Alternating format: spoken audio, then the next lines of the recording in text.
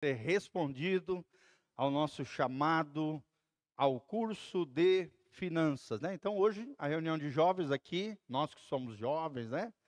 Nossa turminha aqui, graças a Deus, é uma alegria ter você aqui conosco todos os sábados às 19 horas, para não confundir com o horário do culto.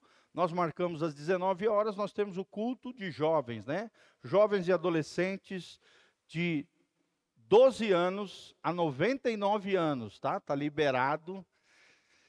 Gente de 99 até 12 anos para estar aqui conosco. É claro que é um culto normal, né? Mas com ênfase para eles, mas temas diversos da Bíblia.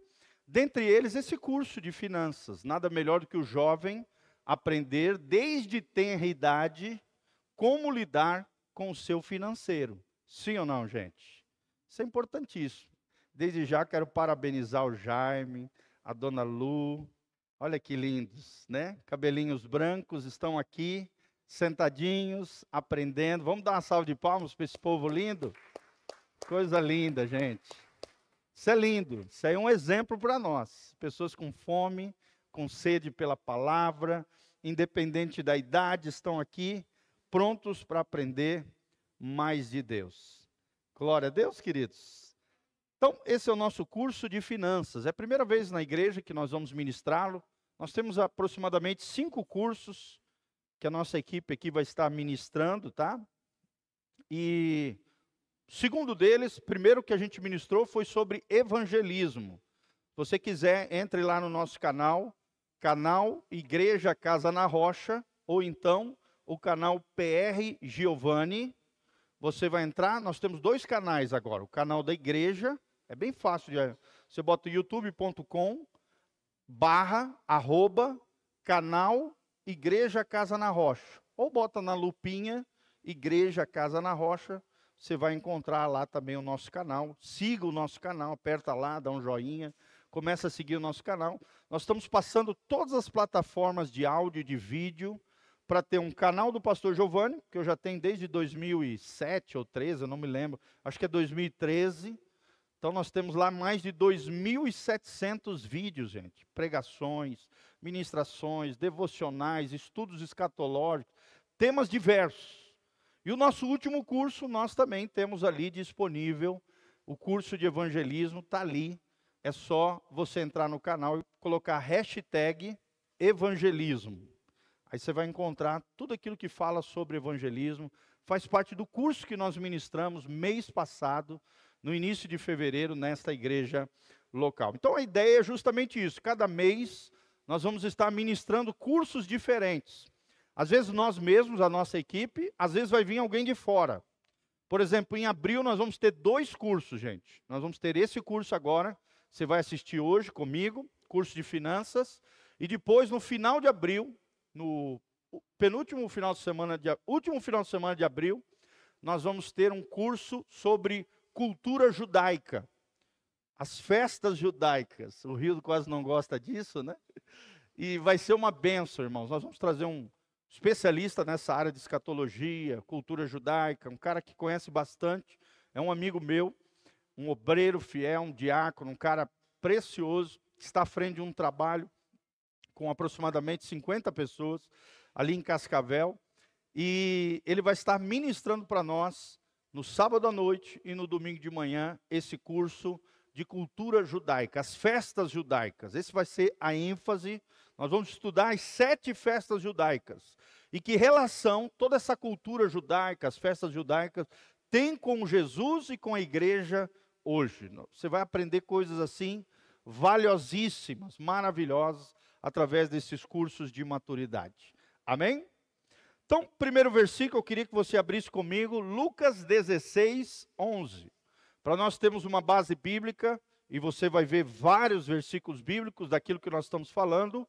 Lucas 16, 11 é o texto-chave de todo o nosso curso de finanças. Aqui eu acho que se resume tudo aquilo que nós vamos abordar, num só versículo.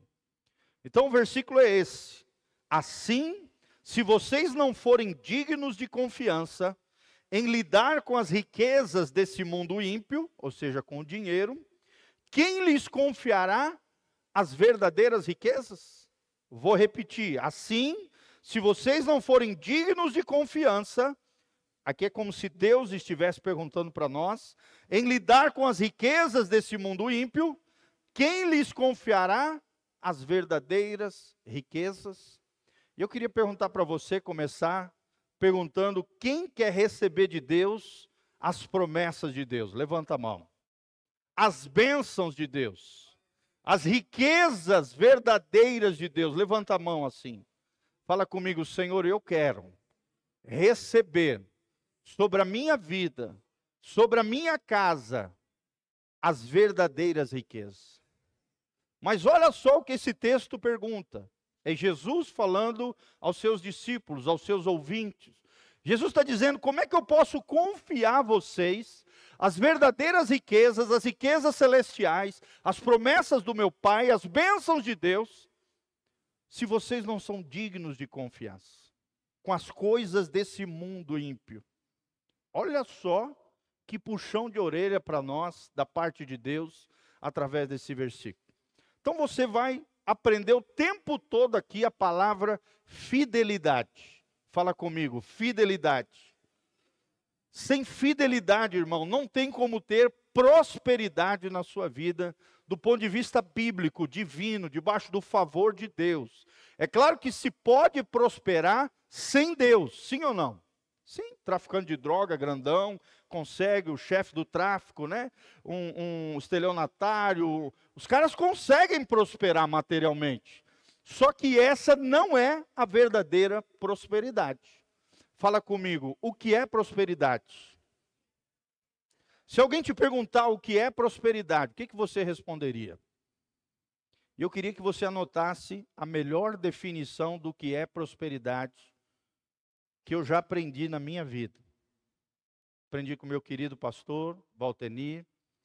Ele nos ensinou que prosperidade é ter todas as suas necessidades supridas.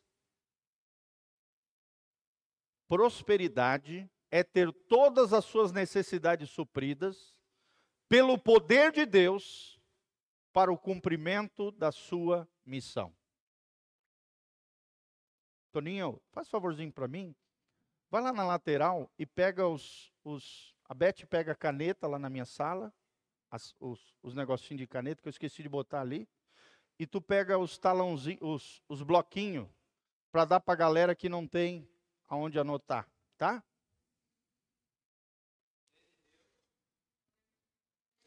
Então vamos lá, prosperidade bíblica é ter todas as suas necessidades supridas pelo poder de Deus para o cumprimento da sua missão. Essa é a melhor definição que eu já ouvi na minha vida sobre prosperidade.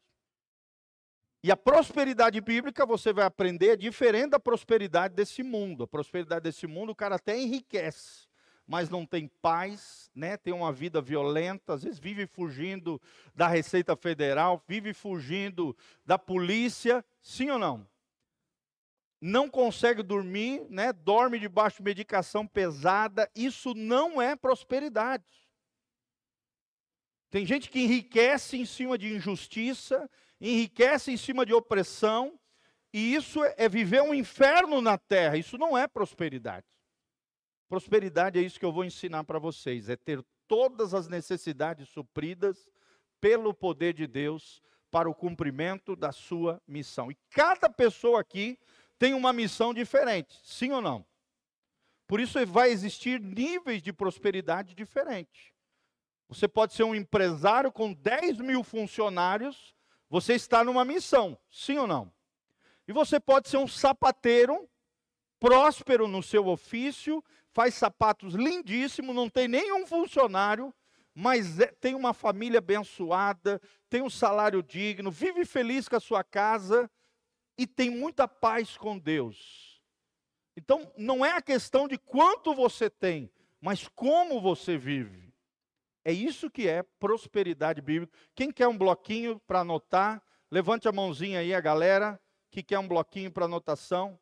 Betinha, as caixinhas lá de caneta. Não achou? Lá no armário, por lá? Só se for para a salinha das crianças lá. Ó, tem 4 canetas. Quem precisa de caneta, levanta a mão. É muito importante anotar, tá, gente? Esse curso tem que ser anotado. Ah, é verdade, verdade. Tá. Então tá. Vamos lá. Aí quem tá o casalzinho aí, um anotando já tá bom, tá? Isso.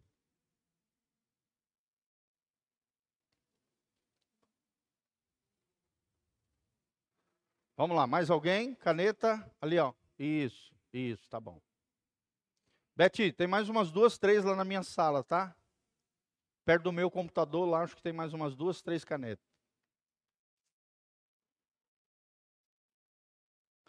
Gente, ó, aprenda isso, tá? Sempre que você vier num curso da igreja, traga papel, caneta, um caderninho, uma agenda. É muito importante anotar, tá bom? Aprenda isso. Quem anota, depois pode rever, pode aprender, pode ensinar outros. Quem não anota, acha que grava, mas depois esquece. Tem um velho ditado que diz que é melhor um papel e uma caneta na mão do que uma boa memória. E é verdade. A nossa memória é curta. Então anote tudo aquilo que você está aprendendo. Prosperidade é ter todas as suas necessidades supridas pelo poder de Deus. Amém? Para o cumprimento da sua missão. Então, Deus está perguntando, será que vocês são dignos de confiança? Será que eu posso confiar a vocês as verdadeiras riquezas? Será que vocês têm administrado bem aquilo que são as coisas desse mundo, relacionadas a bens materiais e dinheiro? É isso que nós estamos aprendendo aqui. Então, primeira coisa que nós vamos aprender é que Jesus equaciona a maneira como lidamos com o nosso dinheiro com a qualidade da nossa vida espiritual. Olha só, a maneira como eu lido com o meu dinheiro tem tudo a ver com a minha qualidade de vida espiritual. Tem muita gente que acha que são 2 mundos diferentes, mas a Bíblia diz que não. Os 2 se convergem, se conectam, não tem como. Se lidamos com o nosso dinheiro de forma adequada, de acordo com os princípios da palavra de Deus, nossa comunhão com Jesus ficará mais íntima. Amém? Quem quer crescer em intimidade com Jesus aí, dá um glória a Deus. Então é tremendo isso que você vai aprender, querido. Olha a importância disso. Lidar com o dinheiro tem a ver com a sua vida com Deus. Tem a ver com a qualidade da sua vida espiritual. O Senhor falou tanto sobre o dinheiro. Por quê? Porque Ele sabia que isso seria uma grande parte da nossa vida, que a nossa vida muitas vezes está centrada no uso do dinheiro, e não deveria estar. Dinheiro deveria ser um acessório nosso, e não o centro da nossa vida. Fala comigo, dinheiro é apenas um recurso, é apenas um acessório da minha vida, mas jamais pode ser o centro da minha existência. Felizmente, Deus, através da palavra, nos prepara para essa tarefa, nos fornecendo a Bíblia como um mapa, como uma bússola para a nossa vida. Será que nós temos feito uso dela?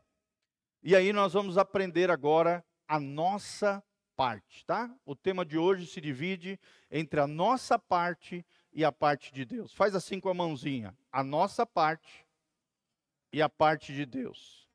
Onde é que vocês acham que está o problema aqui? Na nossa parte ou na parte de Deus? Quem acha que é na nossa parte aí? Levanta a mão. Levanta os pés também. Irmão, não tem como. Deus é fiel, Deus é perfeito, Deus não falha. Você vai aprender que as falhas aqui sempre estão do nosso lado. Por isso nós precisamos aprender o que Deus espera de nós. No lidar com o dinheiro. O problema sempre está na nossa parte. E o que Deus exige de nós? Deus exige fidelidade. Amém? A grande pergunta é essa: nós somos fiéis a Deus? Sim ou não?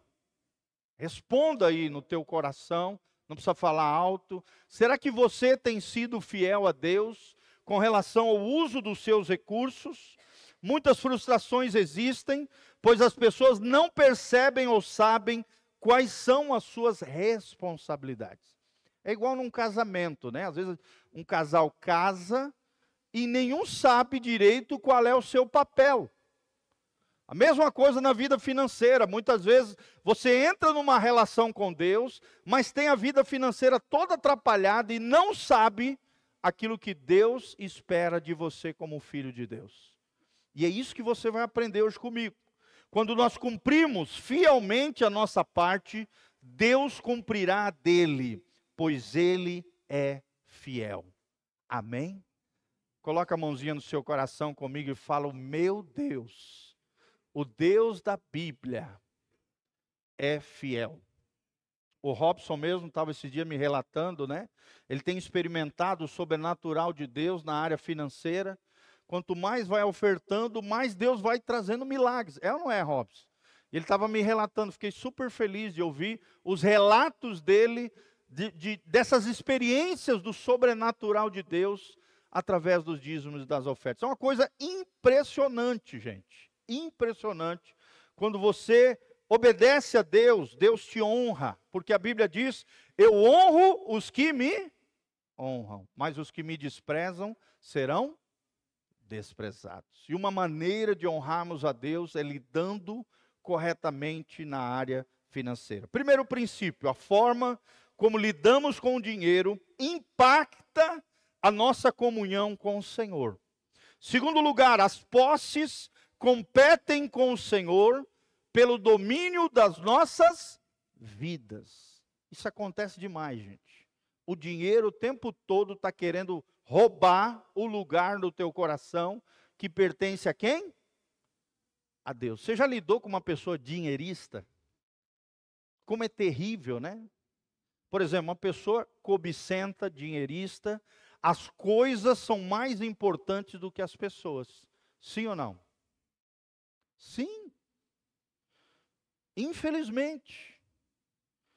E na Bíblia é o contrário, as pessoas são mais importantes do que as coisas. Então olha a inversão de valores.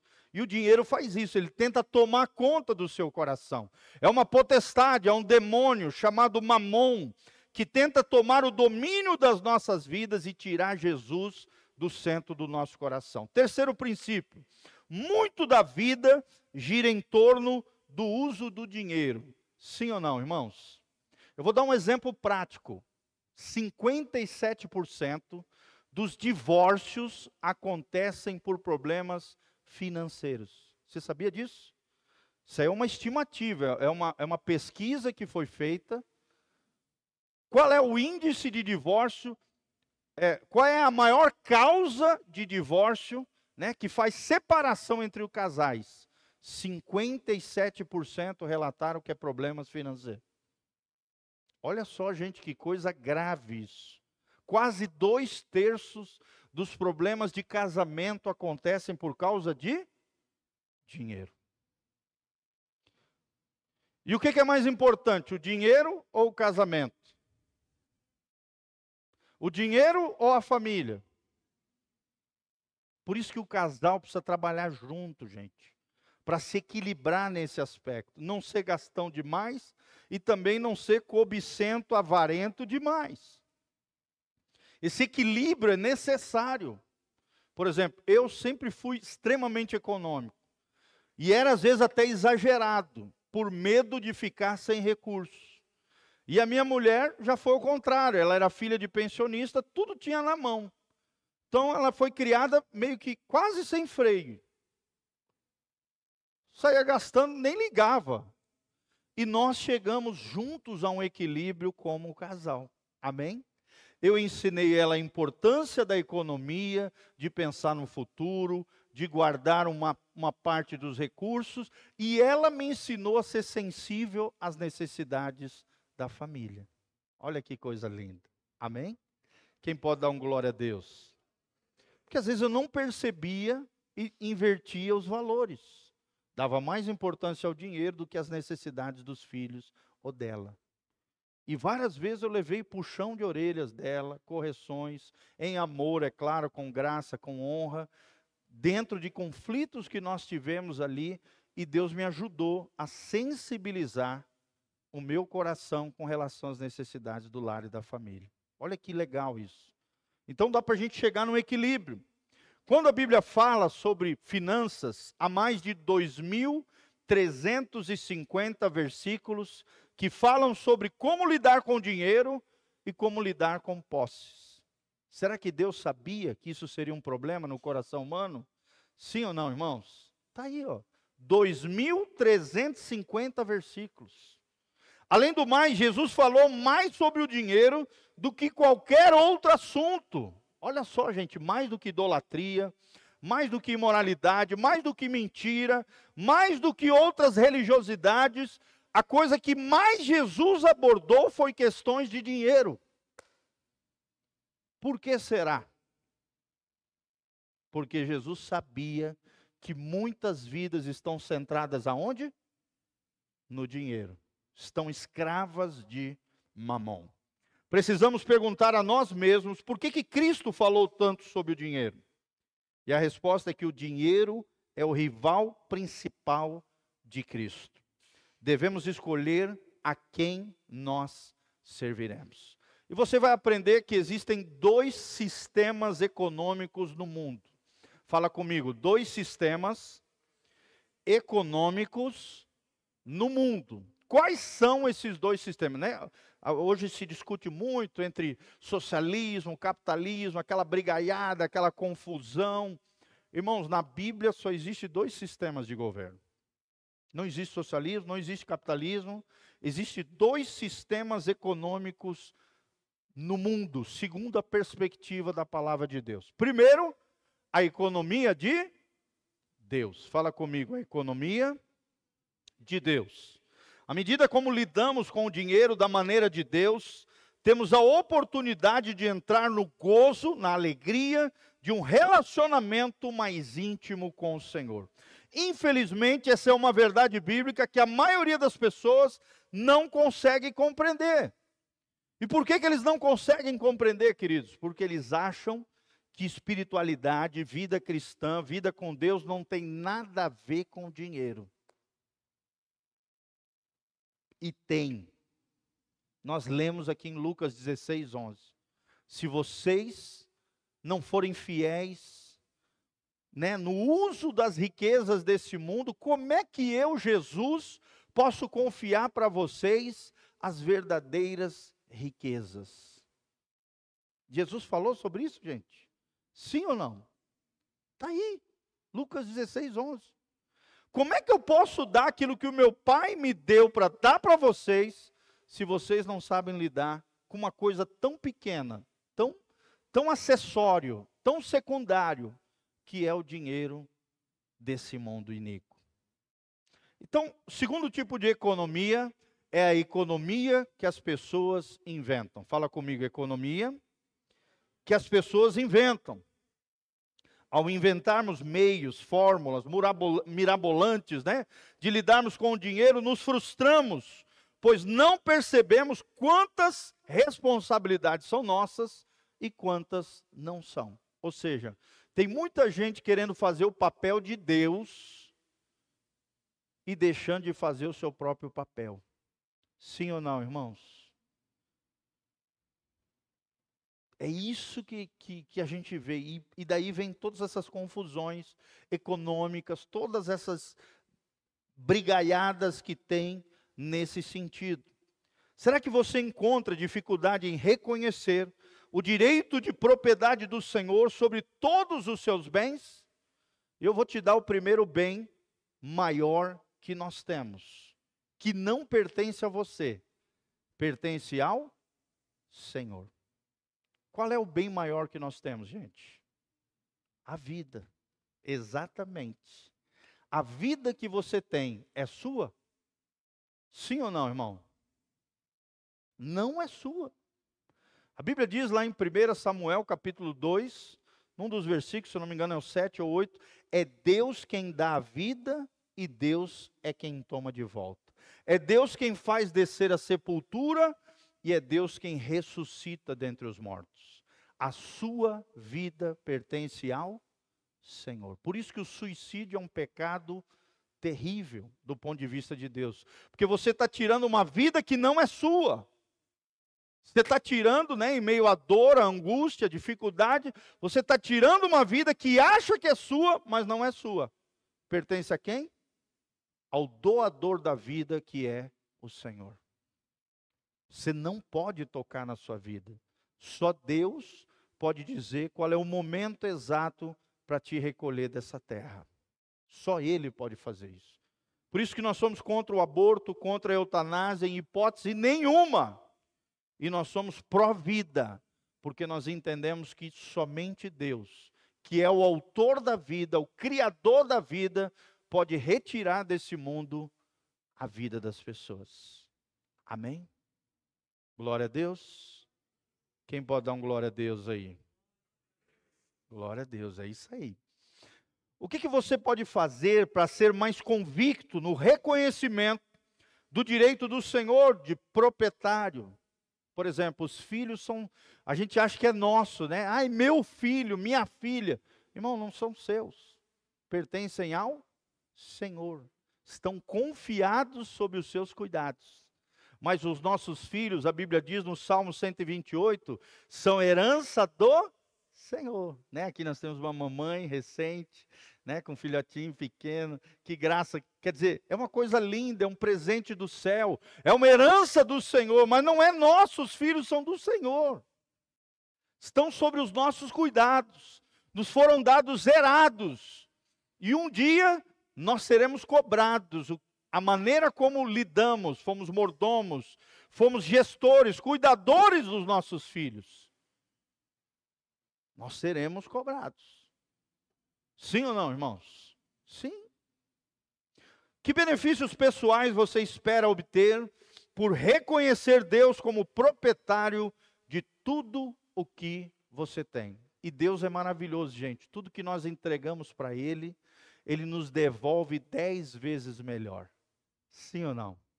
É o poder da renúncia. Fala comigo. Tudo aquilo que eu entrego para o Senhor, Deus me devolve 10 vezes mais, 10 vezes melhor.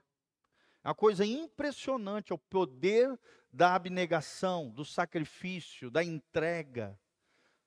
Quanto mais você entrega, mais Deus te devolve, melhor do que você entregou. Então, como resultado de não sermos equipados para lidarmos com o dinheiro, da maneira bíblica, muitos cristãos têm atitudes erradas com relação às posses. Isso faz com que eles tomem decisões financeiras erradas e sofram dolorosas consequências. Sim ou não, gente? Um exemplo, quem compra demais vai ter dores desnecessárias, gente? Sim ou não? Aquela pessoa destrambelhada que sai comprando tudo, né? Sai igual um louco ou louca. E quem tem mais dificuldade nesse aspecto são as mulheres. Sim ou não? Sim, você pode ver na cidade aqui. Quantas lojas tem feminina e quantas masculina? Calcula quantas lojas femininas tem e quantas masculinas. Por quê? Porque as mulheres têm mais, como elas são mais emocionais, mais atraídas ali, elas têm maior dificuldade nesse aspecto. Mas eu já vi também muito homem destrambelhado, consumista, sem freio. E isso vai trazer dores terríveis. Oséias 4:6. O meu povo é destruído por falta de conhecimento. A falta de conhecimento, a falta de equilíbrio traz dor e sofrimento desnecessário. Fala comigo, todo desequilíbrio traz dor e sofrimento desnecessário. Repita comigo novamente para você memorizar. Todo desequilíbrio traz dor e sofrimento desnecessário. Seja desequilíbrio emocional, seja desequilíbrio financeiro, seja desequilíbrio espiritual. Será que existe desequilíbrio espiritual? Sim, irmãos. Tem uns crentes aí que, olha, a coisa é feia, hein? Tem um amigo meu que fala assim para mim, o Marcelinho, né? O Caprioli conhece. Ele olha para mim e fala assim, Deus tem cada filho, meu Deus. E realmente tem uns irmãozinhos estranhos. desequilibrados espiritualmente, desequilibrados materialmente, desequilibrados emocionalmente, fisicamente. Todo desequilíbrio traz dor e sofrimento desnecessário. Vamos ver se você está atento aqui. Quem quer dor e sofrimento, levanta a mão.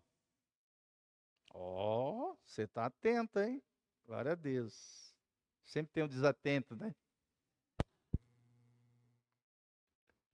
Ai, meu Deus. Então, se nós não queremos dor e sofrimento desnecessário, ou seja, não era para existir, não era para se ter, não tenha desequilíbrio na sua vida, irmãos. Gente, essa palavra é poderosa no nosso coração. Eu aprendi há uns 20 anos atrás, eu nunca mais me esqueci dessa frase. 18 anos atrás eu aprendi. Toda dor, todo desequilíbrio gera dor e sofrimento desnecessário. É o que nós estamos tentando criar aqui nessa comunidade. Uma comunidade equilibrada, uma comunidade centrada na palavra, uma comunidade que tem Jesus como centro. Uma comunidade que investe no ensino, que investe no conhecimento. Porque a gente sabe que através do conhecimento o povo de Deus não vai perecer, sofrer. E a gente fica muito feliz de saber que estamos no caminho certo. Amém? Você pode dar glória a Deus aí? Aleluia. Outro texto importante, Mateus 6, 24. Vocês podem ver que tudo aquilo que a gente está falando está baseado na palavra de Deus. Não é uma coisa que o pastor Giovanni inventou, não é uma coisa que nós estamos aqui contando uma historinha da carochinha. Não! É palavra de Deus. É outra coisa que eu aprendi. Só a palavra de Deus pode transformar você. Não é reteté, não é louvor 24 horas, não é anos e anos de igreja, é a palavra de Deus entrando no teu coração que pode transformar a tua vida. Irmão, uma palavra de Deus pode ser uma chave espiritual que vai destravar a tua vida espiritual. Sim ou não? Sim. Olha o que diz Mateus 6, 24. Ninguém pode servir a dois senhores, pois odiará a um e amará a outro. Ou se dedicará a um, ou desprezará o outro. Vocês não podem servir a Deus e ao dinheiro. Tem outras versões que diz e a mamon. A palavra dinheiro é trocada por mamon. E mamon era um demônio, uma potestade, que agia na área financeira desse mundo ímpio, mundo sem Deus. Quem é que governa a tua vida, irmão? É Deus ou é mamon? E aí o seguinte slide vai nos ensinar algumas coisinhas. Portanto, planeje seus gastos. Anote aí, planejar os meus gastos. Planejar vem antes de gastar. O problema do brasileiro é isso, ele não planeja as férias. Sim ou não, irmãos? Não planeja férias, não planeja uma viagem, não planeja nada. Vai fazendo as contas e vai parcelando e vai metendo cartão e aquele rolo. Planeje antes de gastar. Olha o que diz Lucas 14, 28, está na Bíblia. Pois qual de vós, pretendendo construir uma torre, não se assenta primeiro para calcular a despesa e verificar se tem meios para concluir? Porque senão o que, gente? Vai acabar o dinheiro e você não vai conseguir construir a torre. Sim ou não, irmãos? Quando você vai construir uma casa, você tem que se planejar. Você tem que saber mais ou menos quanto você vai gastar. Você vai contratar um pedreiro ou então um construtor. Você tem que ter uma ideia. É claro que sempre surpreende a gente, gasta um pouco mais. Sim ou não? Quem já construiu aqui sabe o que eu estou falando. Sempre gasta um pouco mais, de 20% a 30% a mais. Agora imagina se você não planejar. Você vai passar vergonha. E Deus não quer que você passe vergonha, gente. Se tem uma coisa que Deus não quer que a gente passe, é vergonha. Sim ou não? Sim, Deus não quer. Mas o meu povo perece porque lhe falta conhecimento. Planeje, meu irmão, nem que demore anos, mas vai fazendo de acordo com as suas necessidades. Por exemplo, nós reformamos a nossa casa. Compramos uma casa básica, num bairro legal. E aí nós fomos reformando. Nós demoramos 13 anos para reformar a casa. Não foi fácil, nós não somos ricos. Tivemos que fazer em várias etapas. Fizemos um projeto de como a gente queria a casa e fomos fazendo pedaço por pedaço e ainda não acabamos. Porque já viu, mulher nunca acaba a reforma. Sofia, todo ano ela inventa alguma coisa. 13 anos já. A última coisa que nós fizemos foi recente, esse tempo atrás, aí juntamos um dinheirinho, economizamos e colocamos um pergoladozinho na lateral da casa. Ficou uma graça, uma gracinha, estava até contando para a Lu, né? Uma graça, gente. Então, toda hora está inventando alguma coisa. Aí eu falo, calma, vamos planejar. Aí, todo ano a gente faz uma coisinha dentro das nossas possibilidades. Planeje, querido. Você vai fazer altas viagens. Quem quer viajar aí? Dá um glória a Deus. Passear. Irmão, você pode qualquer coisa se você planejar. Você pode fazer coisas incríveis se você planejar. Pode. E além disso, nós temos o fator fé. Sim ou não? Você pode profetizar. Eu já estou profetizando uma van para a igreja, para a gente viajar para congressos, essas coisas, levar os jovens em viagens missionárias, fazer viagens para apoiar as igrejinhas no final de semana. Quem vai orar comigo aí? Dá um glória a Deus. Eu não posso ver uma sprinter de 17 lugares, já estendo a mão e começa a profetizar. Amém? Ore comigo. Eu já estou profetizando. Eu não posso ver um salão grande, um auditório grande, um galpão grande, eu já estendo a mão junto com os meus filhos e já começo a profetizar. O nosso templo, nosso auditório, em nome de Jesus. E já estamos guardando um dinheirinho, fundo de reserva da igreja, para uma futura construção ou adquirir um imóvel. Eu não sei. A gente está orando, guardando, economizando para que um dia, a hora que Deus falar, a gente já vai estar preparado em nome de Jesus. A Bíblia diz que o homem prudente, ele se prepara para o dia mau e também para o dia bom. Sim ou não? Se ele se prepara para o dia mau, imagina para o dia bom. Então nós temos que nos planejar. Planeje, irmãos. Invista naquilo que é necessário. Olha o que diz Isaías 55:2. Por que gastais o dinheiro naquilo que não é pão? Pão é a essência da vida, é uma coisa básica, fundamental. E o vosso suor naquilo que não satisfaz. Olha o que a Bíblia está dizendo. Não gaste em coisas fúteis, em coisas banais, em coisas que não sejam primárias.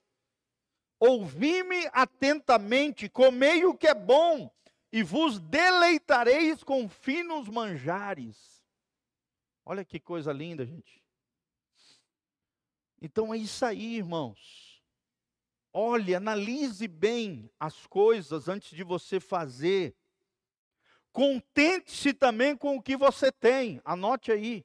Contentar-me com aquilo que eu tenho. Fala comigo. Contentar-me com aquilo que eu tenho. Tem muita gente hoje agoniada, sim ou não? Insatisfeita e infeliz. É as duas ervas daninhas que Satanás quer plantar no nosso coração.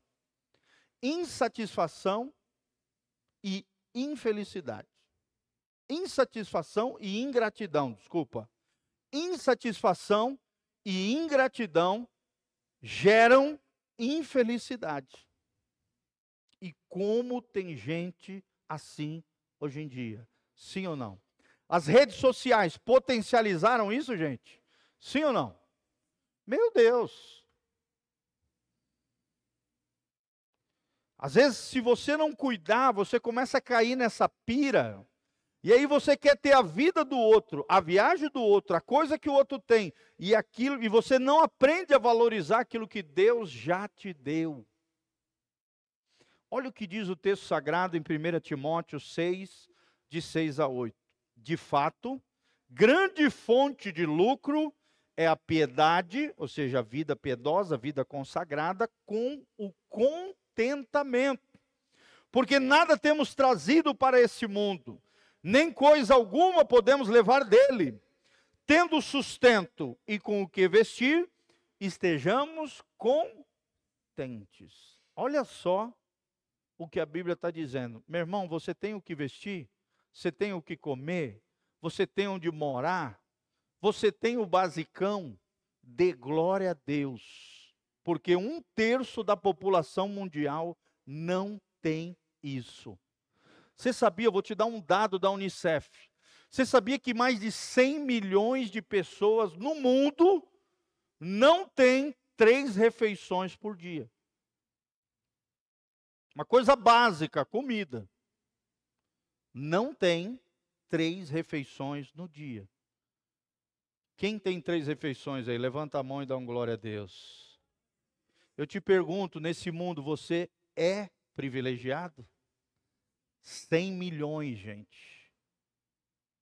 100 milhões de pessoas, segundo a ONU, a Organização das Nações Unidas, a FAO, que é a Fundação de Alimentação, a Organização de Food Organization, que significa a Organização Mundial de Comida, de Abastecimento, relatou que mais de 100 milhões de pessoas no mundo não têm 3 refeições.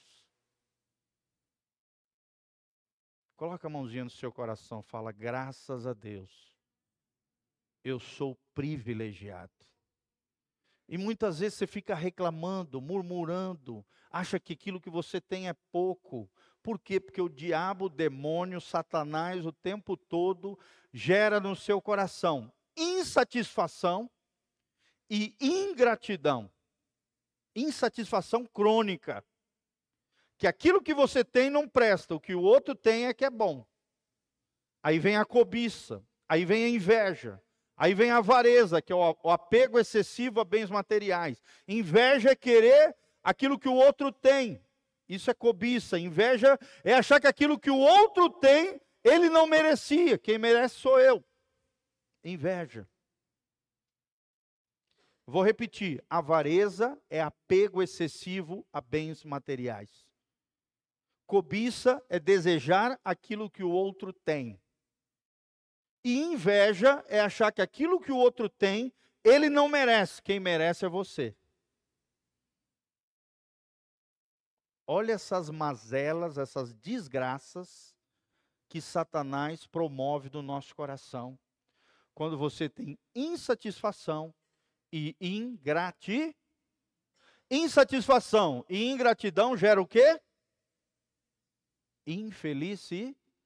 Fala comigo. Insatisfação e ingratidão são geradores da infelicidade. E eu te pergunto, hoje no mundo, tem mais pessoas felizes ou infelizes? Felizes ou infelizes? Quem acha que é infeliz, levanta a mão. Não é você, tá?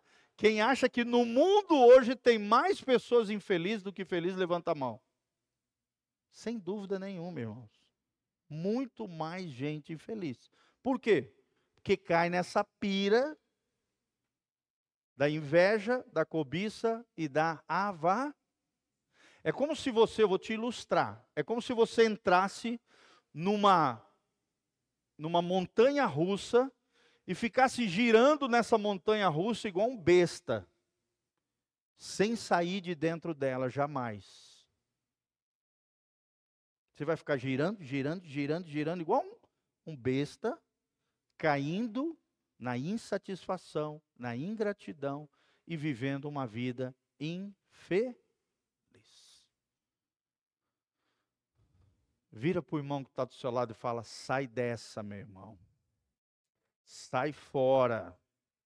Agora deixa eu fazer outra pergunta para vocês, baseado nesse texto bíblico. Qual é o padrão de vida de Jesus de Nazaré? Começa com a letra S. Bem alto, bem alto. Simplicidade.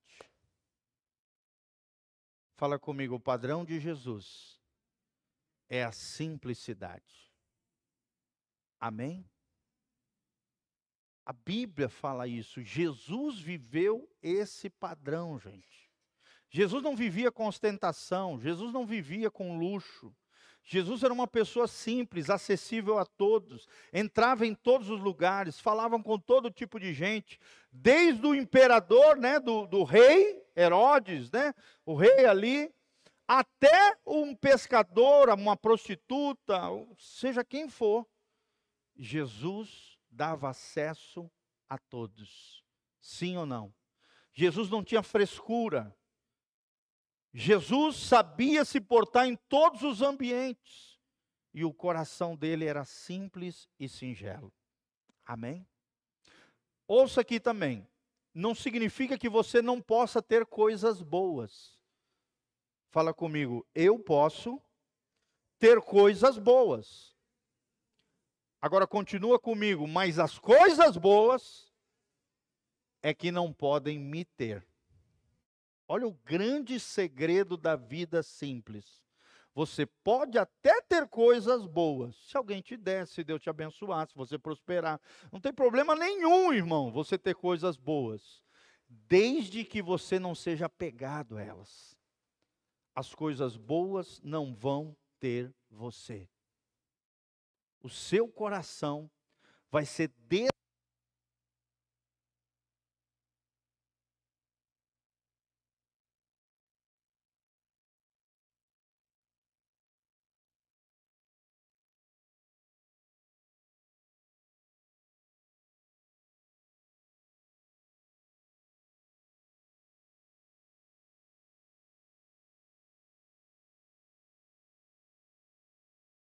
som. Amém, gente? Glória a Deus. Fala comigo, eu posso ter coisas boas, mas as coisas boas não podem me ter. Glória a Deus. Amém? Nós vamos dar um intervalinho agora de 10 minutinhos para você ir no banheiro, tomar uma água, tem um cafezinho ali, umas bolachinhas, e depois nós regressamos aqui para a gente fazer o fechamento.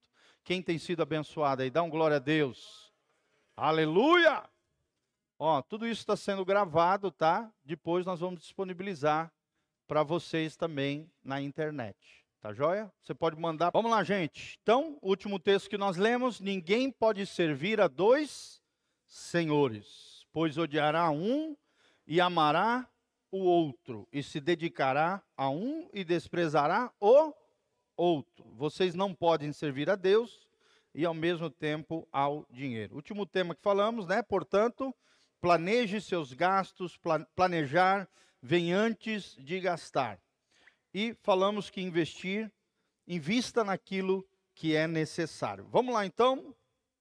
Outra coisa muito importante e o último tema que nós abordamos é: contente-se com aquilo que você tem. Isso é um conceito cristão, baseado em 1 Timóteo 6, 6 a 8, que se chama contentamento. Fala comigo, contentamento. É o contrário da insatisfação. Então, você pode viver debaixo de uma insatisfação crônica que vai gerar ingratidão e vai promover a infelicidade. Fala comigo, ingratidão, insatisfação geram infelicidade. E o contrário também é verdadeiro. A satisfação em Deus e a gratidão a Deus é a chave da felicidade. Vamos falar junto? A satisfação em Deus e a gratidão a Deus é a chave da felicidade. Amém? Felicidade, irmãos, é um estado de espírito. É um posicionamento espiritual. E é um estado de espírito. É diferente da alegria. Alegria é um sentimento, é uma emoção, é volúvel, sim ou não? Tem dia que você acorda chateado, tem dia que você já acorda feliz e contente. Feliz no sentido de alegre, em êxtase. Felicidade é um estado de espírito. É interessante que os gregos, eles acreditavam, e no original grego, a palavra felicidade significa eudaimonia. Eudaimonia é dentro do conceito grego, é alguém que controla os seus demônios. Olha só, eudaimonia, fala comigo, eudaimonia. Ou seja, na cabeça dos gregos, na cabeça helênica, eles acreditavam que o ânimo, né, os sentimentos eram uma espécie de demônios que permeavam a mente das pessoas. Então, aquele que consegue controlar os seus demônios, esse vai entrar num estado de espírito chamado felicidade. Olha só. É claro que no conceito bíblico é diferente. O conceito bíblico é isso que eu ensinei para vocês. A satisfação em Deus e a gratidão em Deus é o que geram a felicidade. Uma vez eu li também num livro norte-americano, achei tremendo. A felicidade é subproduto de uma vida plantada em Deus. Olha que coisa linda. Fala comigo, a felicidade é um subproduto de uma vida plantada em Deus. É como se fosse um fruto de uma árvore, que é a tua vida, plantada em Deus. O fruto vem naturalmente. Se você é a árvore frutífera, e a Bíblia diz que todos nós somos frutíferos, um desses frutos, um desses subprodutos de uma vida plantada em Deus é o quê? A felicidade. Outra vez eu vi também um outro teólogo que dizia assim, a felicidade não é um lugar onde você vai chegar. Tem muita gente que fala, ai meu Deus, um dia eu vou chegar no reino da felicidade, no reino da fantasia. Não, não é um lugar onde você vai chegar, mas sim um jeito de se caminhar. Fala comigo, felicidade não é um lugar onde eu vou chegar, mas um jeito de se caminhar. Glória a Deus. Essa temática é extraordinária. Tem até uma palavra, uma vez eu preguei sobre esse assunto, tá? Então, contente-se com aquilo que você tem. Vira para o irmão que está do seu lado e fala, se contente com aquilo que você tem. Principalmente marido e mulher, isso é importante. Sim ou não? Se contente com aquilo que você tem. Tanto o seu cônjuge, como aquilo que Deus já te deu dentro do contexto do casamento. Vamos lá. Outro princípio, não fique preso ao dinheiro, gente. Olha o que a Bíblia diz em 1 Timóteo 6:9. Ora, os que querem ficar ricos, caem em tentação e cilada, e em muitas concupiscências insensatas e perniciosas, as quais afogam os homens na ruína e na perdição. Vocês já perceberam que nos últimos tempos, essa temática de enriquecer, de ficar milionário, de ganhar muito dinheiro fazendo pouco, tem estado em voga o tempo todo? Sim ou não, irmãos? Sim ou não? O tempo todo. Nós somos bombardeados através das mídias sociais, através do YouTube, através da televisão, como se fosse possível isso. Irmãos, a prosperidade é fruto de trabalho diligente, de esforço, de sacrifício. Não acontece do dia para a noite. Não acontece sentado num trono. Isso aí é um bando de enganadores querendo enganar pessoas através da promoção da riqueza sem esforço. Isso não existe. Isso é uma enganação, e tem muito crente caindo nessa cilada, sim ou não? Até pastores, gente, eu já vi um monte de pastor cair nessa cilada. Já vi pastores abandonar ministério por causa dessa cilada aqui que a Bíblia está dizendo. Os que querem ficar ricos caem em tentação e cilada. É como se o inimigo fosse um caçador que estivesse colocando uma arapuca para pegar você.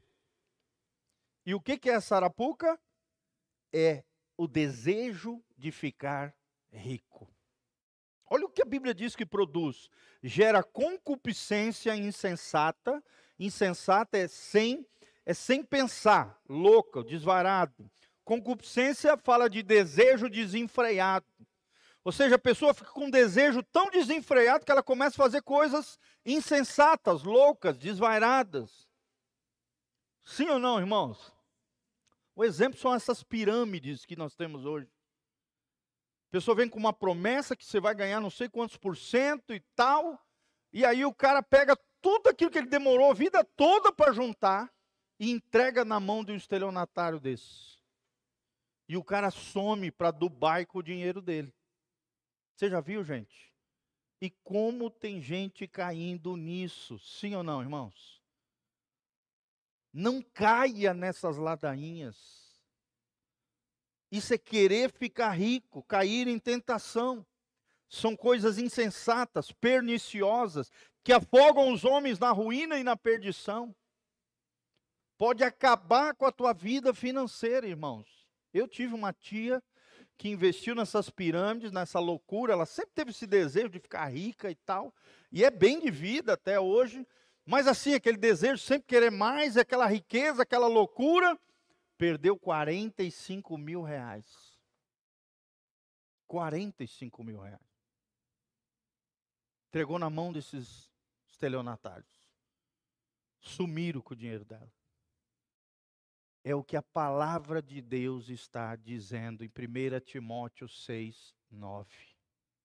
Não caia nessa cilada. Sim ou não, gente? Todos nós aqui, em um momento ou outro da vida, já fomos lesados na área financeira, sim ou não? Sim, gente, eu mesmo já fui. Eu me lembro que uma vez, 18 anos de idade, bestinha, fui lá para Belém do Pará, os caras lá são ligeiros, e eu naquela inocência, confiando em todo mundo, mentalidade sulista, tal, falou, tem palavra. O cara me enganou, levou 150 reais. E eu fiquei arrasado, me lembro. Até chorei, eu era adolescente. 150 reais. Mas o Espírito Santo falou no meu coração: hoje você perdeu 150 reais, para que lá na frente você não perca 1.000 reais, 10 mil reais. Você está aprendendo comigo. Então, às vezes Deus permite que a gente passe por situações para que a gente fique mais ligado. Sim ou não, irmãos? Sim.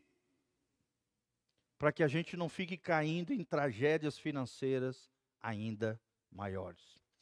Olha o que diz o versículo 10 desse mesmo texto, 1 Timóteo 6, 10.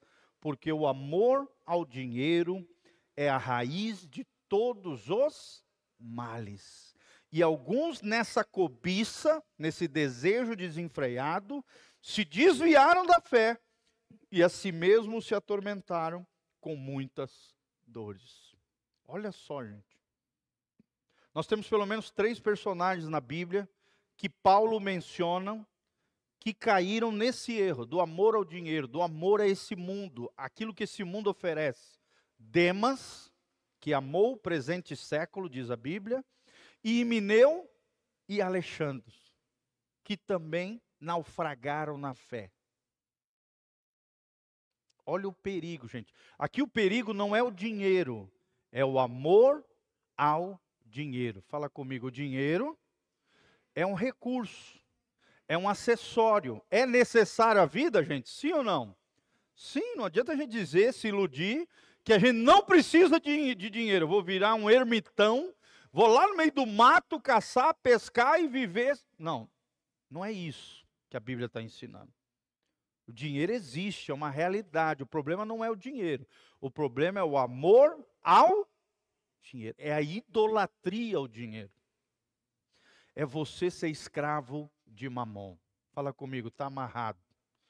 Em nome de Jesus, eu não vou ser escravo de Mamon. Não é mamão, é mamon. Mamão é bom demais. Hoje eu comi no café da manhã mamãozinho. Oh, glória! Tá bom? É Mamon. O Deus desse mundo ímpio que governa as riquezas desse mundo ímpio. Vamos lá, continuando. E vendo Jesus que ele ficara muito triste, né? Aqui é Jesus com o jovem rico, Lucas 18, 24, 25. Ele disse, porque ele falou para o jovem rico, né? O jovem rico falou, Jesus, o que nós fazemos para herdar a vida eterna? E aí Jesus, conhecendo o coração dele, que o coração dele estava dominado por Mamon, disse, cara, você tem obedecido os mandamentos? Aí ele falou para Jesus, sim, desde pequenininho eu obedeço fielmente os mandamentos. Aí Jesus falou, poxa, que bom, cara, então, poxa, você é um cara legal. Agora só falta uma coisa para te ter a vida eterna. Pega tudo que tu tem, vende e dá aos pobres. Adivinha o que aconteceu? Baixou a cabeça, brabo, triste, saiu fora e não seguiu a Jesus. Perdeu a salvação por não obedecer a Jesus. Aqui Jesus não está mandando eu e você vender tudo que nós temos e entregar para os pobres. É porque Jesus sabia que o amor dele estava no dinheiro. Ele não tinha problema de obedecer a Deus. Ele obedecia em tudo. Mas o coração dele estava tomado por quem? Por Mamon. E a palavra de Jesus era uma palavra de libertação. Quer ser livre daquilo que te escraviza, vende tudo que é teu, dá para os pobres e me segue. Porque seguindo a Jesus, nada iria faltar para ele. Sim ou não, irmãos? Faltou alguma coisa para os discípulos de Jesus? Sim ou não? Não. Quem segue a Jesus, Jesus cuida de nós. Sim ou não? Sim. Eu sou um exemplo disso. Desde os 17 anos, seguindo a Jesus, irmão, Jesus nunca me deixou a ver navios. Jamais. Jamais. Pelo contrário. Amém? Deus sempre de forma sobrenatural me sustentou como indivíduo, como solteiro, depois como casado, depois como pai de 3 filhos. Sempre Deus cuida de nós. Amém? Como diz o Kleber Lucas, Deus cuida de mim. Fala comigo, Deus cuida de mim. Mas olha o final desse trecho, porque é mais fácil entrar um camelo pelo fundo de uma agulha do que entrar um rico no reino de Deus. Por quê, gente? Aqui o camelo entrar numa agulha, não é uma agulhazinha que a gente costura a roupa. Era um buraco pequeno que tinha no muro de Jerusalém, que um camelo podia passar, mas ele não podia passar em pé. Ele tinha que passar rastejando, ajoelhado, por esse buraco, para poder entrar do outro lado do muro. Ou seja, Jesus estava dizendo, é possível passar, mas com dificuldade. Como é difícil encontrar um rico que vai entrar no reino de Deus. Por quê, gente? Porque, infelizmente, a maioria dos ricos amam mais o dinheiro do que a Deus. Sim ou não, irmãos? Sim. E tem muitas pessoas simples, humildes, pobres, que também amam mais o dinheiro do que a Deus, gente. Sim ou não? Sim. Não é uma questão de quanto eu tenho, mas sim de quem me tem. Fala comigo, não é uma questão de quanto eu tenho, mas de quem me tem. É Jesus quem te tem? Ou é Mamon que governa você? Essa é a chave espiritual. Amém? Eu posso ter coisas boas, sim ou não? Todo mundo gosta de coisa boa. Não tem nada de ruim você querer ter coisas boas. Ninguém gosta de coisa ruim. Sim ou não? Agora as coisas boas não podem ter você. Esse é o grande segredo daquilo que nós estamos ensinando aqui. Vamos lá, olha lá. A Bíblia identifica que a busca insaciável e avarenta pelas riquezas é igual à idolatria. Na sua luta para acumular riquezas, os ricos sufocam a sua vida espiritual, caem em tentação e sucumbem aos desejos nocivos e daí, geralmente, não é sempre, geralmente abandonam a fé. É possível um rico entrar no reino de Deus, gente? Sim ou não? É claro que sim. A Bíblia está dizendo que é difícil, mas é possível. Até porque entrar no reino de Deus não é fácil para ninguém. Sim ou não, irmãos? Sim. Imagina, nós servimos a um Deus que Ele julga não apenas as nossas ações, aquilo que está para fora de nós, aquilo que nós fazemos exteriormente, mas também aquilo que está no nosso coração. As nossas motivações. Mais do que as nossas ações, Deus olha as nossas motivações. Aquilo que está dentro de você, Deus consegue ler. Às vezes a gente consegue enganar as pessoas lá fora, sim ou não? Mas aqui dentro tem alguém que a gente não consegue enganar. Quem é essa pessoa? Deus. Vamos lá.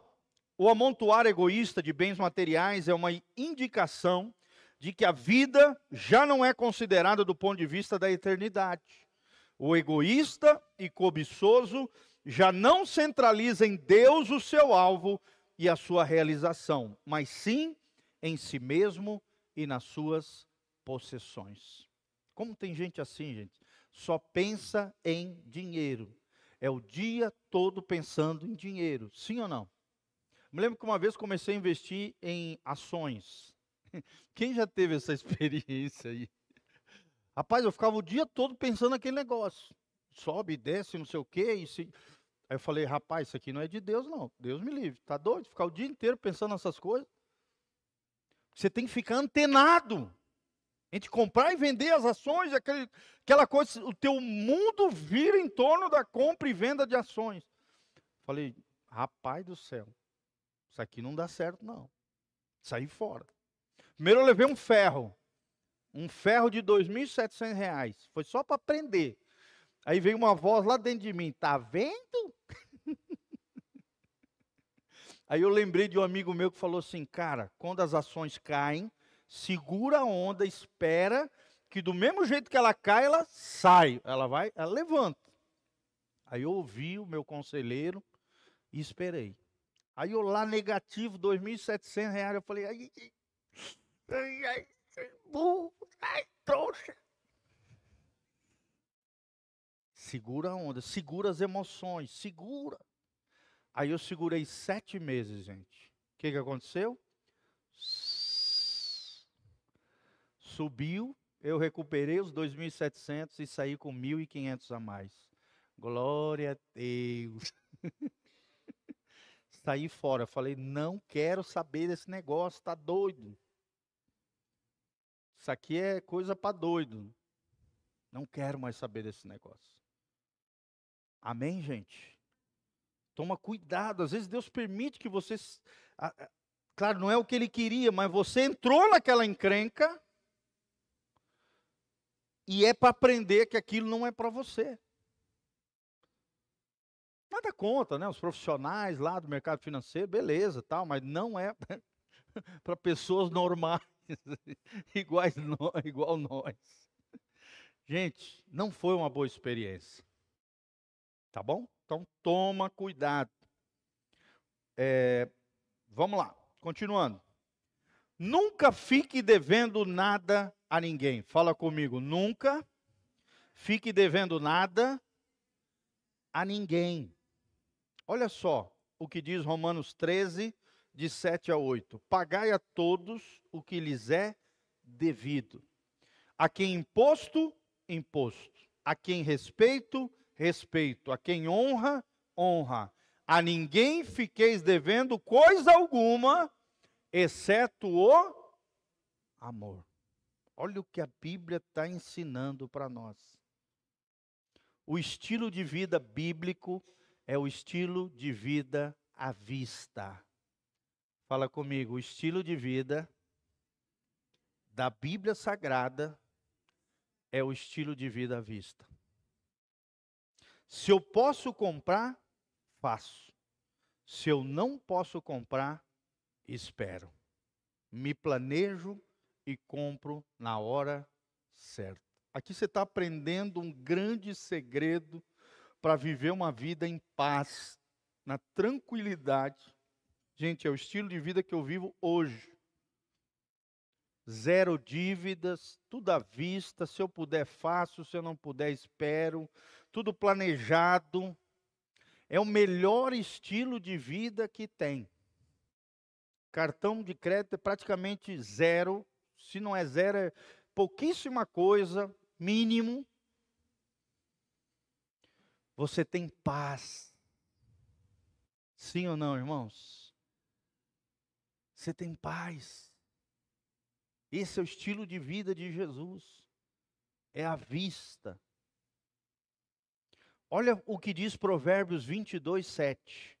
O que toma emprestado é servo do que empresta. Você fica uma espécie de escravidão com aquele que emprestou para você dinheiro. Sim ou não? Irmãos, quem está falando isso para você é um filho de um pai que perdeu 3 vezes tudo. O meu pai perdeu milhões. Não foi milhares, foi milhões.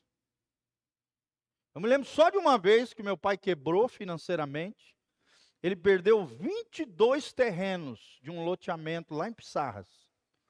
Que hoje vale mais ou menos 200 mil reais cada terreno. Ele perdeu 22 terrenos. Além dos 30 freezer que ele comprou num leasing, não deu conta de pagar, o banco foi lá e tomou. Tomou o nosso apartamento, tomou 22 terrenos que meu pai havia ganhado do meu avô de herança, e tomou os 30 freezer que ele tinha comprado. Eu te pergunto, isso é bênção? Sim ou não? Não é. Outra vez eu vi ele perder uma casa de 250 mil dólares. Hoje dá aproximadamente 1.300.000, 1.400.000 reais. Por causa da precipitação. Meu pai tem um ímpeto meio afoito, não, ele faz para depois pensar. Ele não pensa para fazer, ele não se planeja. Ele vai na emoção ali, pá, pega um vendedor fera, ele enrola ele.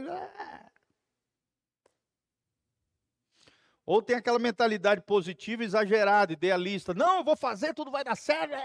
Não se planeja, não pensa nos prós, no contra. 3 vezes quebrou e perdeu tudo. Teve uma vez que eu me lembro que a gente teve que viver de favor na casa da minha avó, que nem dinheiro de comida tinha. Minha avó teve que sustentar a gente.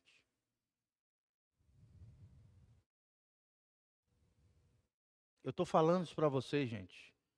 Não para falar mal do meu pai. Graças a Deus hoje ele já melhorou, tem uma vida estável, aprendeu, né? De vez em quando faz umas coisinhas abençoadas, né? Mas o filhão está aqui para puxar a orelha dele e tal. Está errando menos, glória a Deus. Mas assim, amados, penou a vida toda nessa área. E não era para ter sofrido.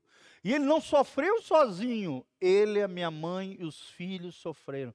Eu tenho sequelas até hoje. Que claro, Jesus já curou, a cruz já operou. Mas eu tenho, de vez em quando, a minha mulher tem que olhar para mim e falar: Gil, calma, calma, calma. Já passou por essa fase e tal. Quer dizer, sequelas lá de trás de coisas que aconteceram através do erro do meu pai. Sim ou não, irmãos? Sim, fica dentro de nós. Quando vê, vai para a superfície. Fica no inconsciente da gente. Graças a Deus pela minha esposa, que ela me ajuda a perceber quando eu tenho algum comportamento anormal com relação a essa área financeira. Que é sequela da onde? Lá de trás.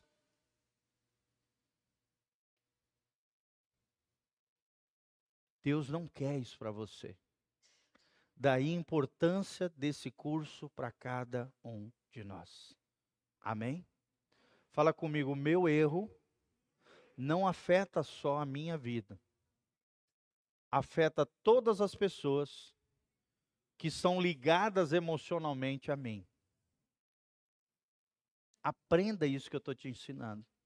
Uma decisão errada tua pode trazer dor e sofrimento não só para você, para todas as pessoas que são ligadas emocionalmente à sua vida. Sim ou não, irmãos? Quem já sofreu alguma coisa por consequência de erro de outras pessoas? Todos nós. Quem toma emprestado é servo daquele que empresta. Amém?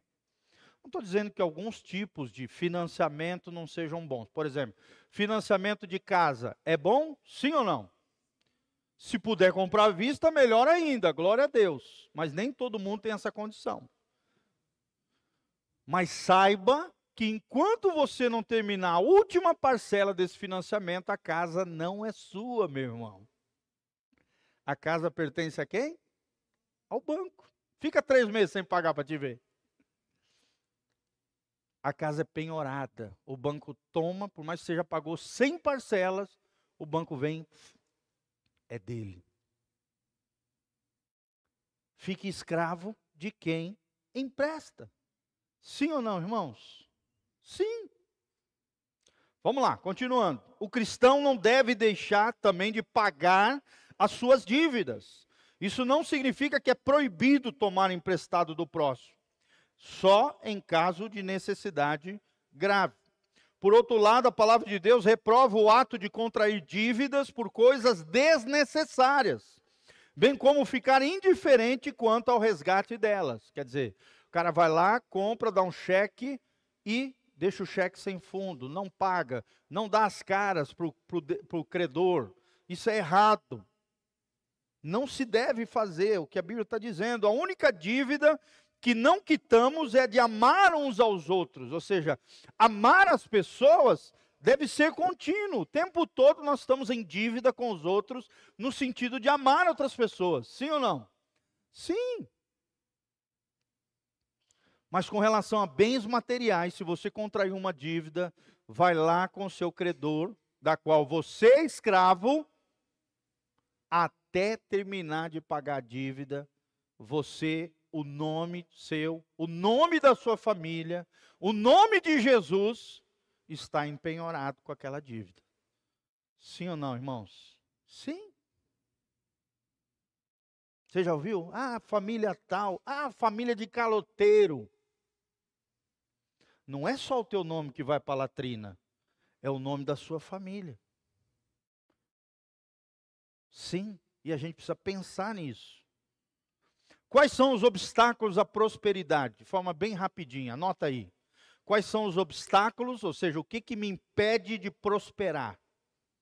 Primeiro deles, a infidelidade nos dízimos e nas ofertas. Gente, isso aqui, pra vocês terem uma ideia, de uma igreja local, apenas de 30% a no máximo 40% dos irmãos são fiéis nos dízimos e nas ofertas. O que é o dízimo? É a 10ª parte daquilo que é o meu rendimento, daquilo que Deus me abençoou. Então eu entrego na casa do Senhor como gratidão, como adoração, como reconhecimento que Deus é o meu provedor, para que não falte nada na casa de Deus. Toda essa estrutura que vocês estão vendo é sustentada através dos dízimos e das ofertas. Dízimos e ofertas, olha aí, ó, luz do ar, aqui a iluminação, ó, tá, tem uma queimada aqui, eu vou ter que trocar, projetor, tive que trocar.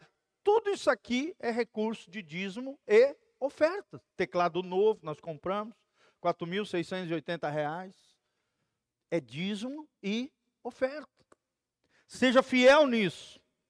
Outra coisa, outro obstáculo à prosperidade, a falta de fé na área financeira.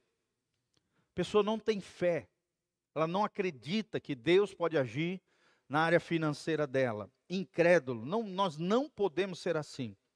Terceiro obstáculo à prosperidade, a ação demoníaca, retendo o dinheiro, impedindo, bloqueando, atrapalhando a chegada de recursos.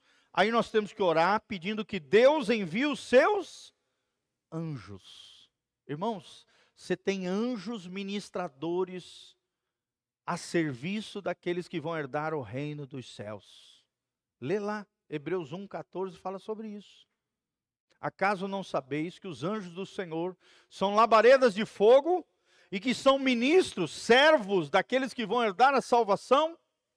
Hebreus 1,12 fala que nós temos anjos à nossa disposição para liberar causas na justiça, aposentadorias, pensões, enviar clientes, ampliar negócios. Os anjos do Senhor estão à disposição para servir você. Amém? Nós vamos fazer um curso só sobre anjos. Quem quer aprender sobre os anjos? Dá glória a Deus. Amém? Nós vamos aprender sobre os anjos, sobre Satanás, sobre os demônios e sobre os anjos. É tremendo, dá para fazer um curso extraordinário, tem muita coisa para falar. Mas resumidamente é isso aqui. Ore pedindo a Deus que envie um anjo a seu favor naquela situação financeira que você precisa. Quarto motivo, quarto obstáculo à prosperidade, motivações erradas. É aquela pessoa que usa o dinheiro para barganhar com Deus. Não funciona. O dinheiro tem que ser uma expressão do teu coração, da tua adoração, da tua gratidão, e não uma barganha com Deus. Outro motivo, outro obstáculo à prosperidade, não ofertar com amor, alegria e fé. Tem aquelas pessoas, que quando vão ofertar, ofertam como se estivesse morrendo. Não é assim. Tem que ser com alegria, tem que ser com fé, tem que ser crendo. Isso é tremendo, gente. Quando você aprende esse princípio, é extraordinário, é maravilhoso. Amém? E eu tenho autoridade para falar sobre isso, gente. Cerca de 20 a 25% do meu rendimento está na casa do Senhor. Está em obras missionárias, está na vida de pastores, está na casa do Senhor, de 20 a 25%. E uma vez eu recebi uma palavra de um homem de Deus lá dos Estados Unidos. Ele disse que vai chegar um dia na minha vida que eu vou viver com 10% e 90% vai para o reino de Deus. Glória a Deus. Amém? Quem crê nessas coisas aí, dá um glória a Deus. Vou te dar um exemplo de um cara que vive isso. O dono da Colgate-Palmolive. Quem já usou aquelas pastas de dente da Colgate? Ele é um dos homens mais ricos do mundo. Não que eu me compare a ele, é claro, gente? Óbvio. Sou um pastor, A gente sempre tem os contrastes. Mas assim, esse cara vive com 10% da renda dele, do saldo que ele recebe como CEL, como presidente da Colgate-Palmolive, no mundo todo, é uma multinacional, e 90% do rendimento dele vai para a obra de Deus, para a obra, diversas obras missionárias. Glória a Deus. Deus pode te levar a isso. É um nível de fé, é um nível extraordinário de Deus. Os meus pais vivem com cerca de 60% do rendimento deles. De 30% a 40% eles colocam na obra de Deus. Uma vez eu vi o meu pai, já restaurado, na área financeira, glória a Deus, amém? Eu falei lá do passado, tá?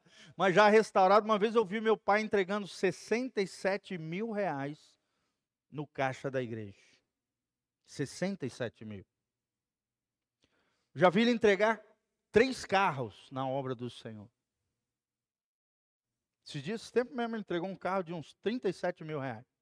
Entregou na igreja dele. A igreja dele estava passando por dificuldade. Ele foi lá, entregou a chave do carro, que ele tinha recebido num dos negócios dele lá. Deus faz essas coisas, gente. É tremendo isso. Outro obstáculo à prosperidade é a falta de justiça, misericórdia e fé. Está lá em Mateus 23, 23. Jesus puxa a orelha dos fariseus, dos escribas, dos herodianos. Por quê? Porque eles eram fiéis no dízimo do hortelã, do cominho, do não sei o quê, de várias coisas ali, mas pecavam no cuidado com as pessoas, na justiça e na misericórdia. Eles faziam falcatrua, enganos com as pessoas e eram fiéis no dízimo nas ofertas. Não adianta ser fiel no dízimo na oferta e fazer falcatrua, engano, injustiça, não ter misericórdia com as pessoas. Jesus puxa a orelha, fala, olha, continue dizimando e ofertando, mas não esqueça da justiça, da misericórdia para com as pessoas. Quer dizer, são coisas que caminham lado a lado. Não adianta ficar enganando, lesando os outros, fazendo coisas ilícitas, erradas, e aí vem na igreja entregar meu dízimo como uma espécie de purificação da minha consciência. Não é assim que funciona. Amém? Tem muita gente que faz isso. Tem muita gente que faz isso. Inclusive traficantes de drogas, criminosos que fazem isso. Eles tentam compensar de outra maneira. Vamos lá. Relacionamentos errados, com a esposa, acaba bloqueando a bênção de Deus. Pecados não confessados e não abandonados também são impedimentos à prosperidade. Ter provocado a ira de Deus, ele retira a sua graça, começa a murmurar, a fofocar, a falar mal dos outros. Deus acaba tirando a bênção dele, o favor dele na área financeira, tá bom? E aí, Salmo 119, olha o que diz o salmista. Será que a palavra de Deus fala sobre essa questão financeira? O salmista escreveu que a palavra de Deus nos orienta, nos corrige quando estamos errados. O Salmo 119, 98 a 100 diz, os teus mandamentos me fazem mais sábios que os meus inimigos, porque aqueles eu tenho sempre comigo. Compreendo mais do que todos os meus mestres, porque medito nos teus testemunhos. Sou mais prudente que os idosos, porque guardo os teus preceitos. Então, administre bem o dinheiro. Fala comigo, administre bem o dinheiro. O cristão, pela sua dedicação à palavra de Deus, aprende a ver a vida como Deus a vê, a valorizar o que ele valoriza e amar o que ele ama. Fala comigo, valorizar o que Deus valoriza e amar o que Deus ama. Então passamos a viver em sintonia com Deus, com os pensamentos de Deus. Guardamos os preceitos de Deus e temos a mente de Cristo. Isso significa conhecer a sua vontade e o seu plano e propósito redentor para as nossas vidas. Significa avaliar e considerar as coisas da maneira que Deus lhe atribui, amar o que ele ama e detestar o que ele detesta. Fala comigo, amar o que Deus ama e detestar o que Deus detesta. Amém? Aquilo que é ilícito, ilegal, errado, Deus ama? Sim ou não? Não. Então o cristão deve fazer? Sim ou não? Não. Não. Então faça todo o correto dentro do possível e o impossível entrega nas mãos de quem? De Deus. Significa entender que a santidade de Deus e a malignidade do pecado, da idolatria, através do dinheiro, é uma porcaria. Não faça isso. Essa é a nossa parte. Amém? Olha o que diz Calvino aqui. A mente do homem é como um depósito de idolatria e de superstição. De modo que se o homem confiar em sua própria mente, é certo que ele abandonará Deus e inventará um ídolo, segundo a sua própria razão. Foi o que Immanuel Kant, um filósofo alemão, fez. A partir de Kant, muitos filósofos, muitos eruditos, muitos cientistas começaram a idolatrar a razão. E idolatrando a razão, o que eles fizeram? Abandonaram quem, gente? A Deus. Falaram que o homem não precisa mais de Deus. que a razão do homem é algo divino. Eles divinizaram a razão humana, idolatraram a mente do homem. Vamos pensar em nós aqui, trazendo para o nosso dia a dia. A nossa mente prega peça para nós? Sim ou não? Por exemplo, a sua memória é perfeita? Não é falha? Fala comigo, ai meu Deus. Tá doido, gente. A nossa mente é falha, sim ou não? Sim, por isso que eu estou dizendo, traz papel e caneta, anote. Porque às vezes amanhã, se eu for te perguntar, você já não sabe mais. Às vezes um culto, a gente fala o tema do culto, pergunta para o irmão, o que a gente falou no culto de ontem? Ai, pastor, eu sei que o senhor falou que a Bíblia é a palavra de Deus. O senhor falou que Deus é lindo. E o tema foi outro. Que Jesus me salvou. Claro que ele salvou, né? Quer dizer, às vezes de um dia para o outro você já esquece, a tua mente é falha, a tua razão, ela é capaz de criar um Deus segundo o seu coração, gente. Sim ou não? Hoje tem muita gente divinizando a razão. E aí vem a parte de Deus, que é rapidinho, tá? O Senhor é dono de tudo que existe. Amém? Fala comigo, Deus é dono de tudo que existe. E onde é que está isso na palavra de Deus? 1 Crônicas 29, de 11 a 12. 1 Crônicas 29, de 11 a 12. Olha o que diz a palavra de Deus. Teus, ó Senhor, são a grandeza, o poder, a glória, a majestade e o esplendor, pois tudo que há nos céus e na terra é teu, Senhor. Teu, Senhor, é o reino, tu estás acima de tudo. A riqueza e a honra vêm de ti. Olha essa frase, gente. A riqueza e a honra vêm de quem? Do Senhor. Você pode ser de Deus, você pode ser do Senhor, e a riqueza vir na sua direção, sim ou não? Você não vai amar ela, você não vai idolatrá-la, as bênçãos de Deus te seguirão em nome de Jesus. O que é prosperidade bíblica que nós começamos a falar? É ter todas as suas necessidades supridas pelo poder para o cumprimento do que, gente? Da nossa missão na terra. Quem quer ter prosperidade bíblica aqui? Amém? Eu quero ter isso em nome de Jesus. Glória a Deus. A riqueza e a honra vêm de ti, Senhor. Tu dominas sobre todas as coisas. Nas tuas mãos estão a força e o poder para exaltar e dar força a todos. Olha só que coisa linda. E aí vem 7 atitudes corretas quando contribuímos no reino de Deus. Em primeiro lugar, devemos ter prazer no reino de Deus e dedicação a Ele. Prazer e dedicação ao reino de Deus. Segundo lugar, devemos ter boa vontade para consagrar a Deus a nossa pessoa e os nossos bens. O carro não é meu, é de Deus. A casa não é minha, é de Deus. Os filhos não são meus, são de quem? De Deus. A vida não é minha, a vida é de quem? De Deus, gente. Cada fôlego de vida é uma dádiva divina. Devemos ter alegria que brota de termos contribuído de todo o coração.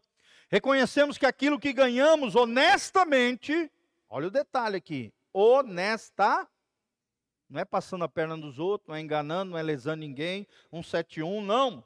Nos veio da parte de Deus. Devemos ter humildade e gratidão pelo privilégio de participarmos dos propósitos eternos de Deus. Devemos ter motivos para a contribuição que procedam de um coração sincero e de uma vida reta. Devemos estar em oração para que Deus continue a dirigir o nosso coração à fidelidade inabalável a Ele e a sua causa na terra. Amém? Hoje mesmo eu lancei uma oferta Eu sabia que eu ia fazer esse curso de finanças. Falei, eu quero deixar uma semente. E aí, por curiosidade, um irmão nos ligou, um irmão que é presidente de uma organização que cuida de drogados e viciados alcoólatras, me ligou pedindo ajuda, que ele tá com alguns meses atrasado a luz e a água. Mandei uma semente para ele. Amém? Irmão, tem um trabalho mais lindo do que a recuperação de vidas de pessoas drogadas e alcoolizadas? Homens, mulheres. Mandei lá uma semente para ele, R$500. Amém? Nós temos que ter esse coração generoso, doador. E aí mobilizei mais uma galera de amigos, empresários, que eu sei que tem condição. E se Deus quiser, vai tocar no coração deles. Mandei para a galera, falei, ó gente, tá aqui ó, o áudio que eu recebi, quem quiser ajudar, tá aqui o Pix. Postei. Ele precisava de 4.000 para pagar as contas de água e luz de um centro de recuperação. Eu não tinha todo o dinheiro para ajudar, mas eu tinha uma semente para lançar. Amém? Às vezes você não tem todo o recurso para ajudar, mas você tem uma semente para lançar. O que Deus vê não é quanto eu dou, mas o coração que eu dou. O meu coração, gente. Às vezes uma oferta de R$10 é mais importante que uma oferta de R$1 milhão. Sim ou não? Jesus falou de uma viúvazinha que deu apenas uma moeda, era tudo que ela tinha, deixou no gasofilácio. Enquanto vários escribas, fariseus entravam com sacolas cheias de dinheiro e faziam aquela barulhada para chamar atenção, para dar uma de bonzão. E Jesus falou, essa viúva deu a maior oferta. Por quê? Porque deu tudo aquilo que ela tinha. Não é a quantidade, é o coração. Fala comigo, não é a quantidade, é o coração. Então devemos ter motivos para a contribuição que procedam de um coração sincero e de uma vida reta diante do Senhor. E por último, devemos estar em oração para que Deus continue a dirigir o nosso coração a fidelidade inabalável a Ele e a sua causa na terra. Amém? Quem quer ser fiel aqui, em nome de Jesus? Então, Isaías 55:8, porque os meus pensamentos não são os vossos pensamentos, nem os vossos caminhos. Os meus caminhos, diz o Senhor. Então, entenda isso, querido, cada dia mais. Será que Deus deseja a nossa prosperidade? Para nós finalizar aqui, será que Deus deseja a minha e a sua prosperidade? Sim ou não? Levanta as mãos para os céus e fala, glória a Deus. Fala comigo, Deus deseja a minha prosperidade. Glória a Deus. Deus deseja, irmão. Olha o que diz Isaías 1:19. Se quiserdes e me ouvirdes, comereis o melhor dessa. Deus não tem a rapa da panela, não tem o resto. Deus tem o melhor dessa terra para você. Olha o que diz Filipenses 4:19. O meu Deus, segundo as suas riquezas, suprirá todas as vossas necessidades em glória por Cristo Jesus. Olha o que diz Provérbios 16:20. O que atenta prudentemente para a palavra, prosperará. Quem quer prosperar? E dá um glória a Deus. Fala comigo, eu quero prosperar biblicamente. E feliz é aquele que confia no Senhor. Olha o segredo da prosperidade. É confiar no, não é no estelionatário, não é no 171, não é naquele que fala bonito, enrola a gente e engana a gente. É aquele que confia onde? No Senhor. Tem muita gente aplicando o coração no lugar errado e caindo no laço do passarinheiro. O amor ao dinheiro é a raiz de todos os. Aquele que deseja ficar rico cai em cilada e tentação. Eclesiastes 2:26, porque ao homem que lhe agrada Deus dá sabedoria, conhecimento e alegria, mas ao pecador dá trabalho para que ele ajunte e amontoe, a fim de dá-lo àquele que agrada a Deus. Olha que coisa linda esse versículo, gente. Outras pessoas que são ímpias vão trabalhar, lutar e batalhar um monte, ajuntar tesouro, para que esse tesouro caia na mão de quem? Dos filhos de... Quantos filhos de Deus nós temos aqui?